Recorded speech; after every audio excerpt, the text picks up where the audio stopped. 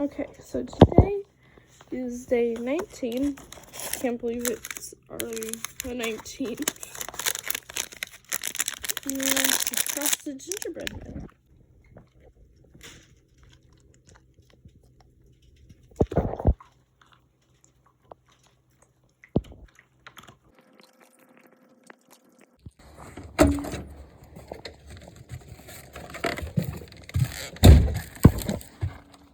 Gingerbread man to come with me outside to feed the cats.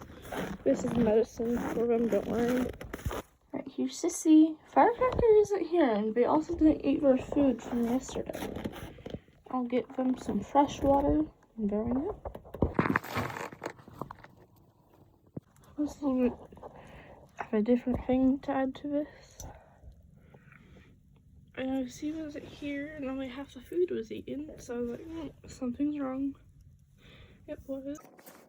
Firecracker decided that he was going to spend the night in the garage, which isn't heated. He was so frozen he couldn't move. He was barely meowing.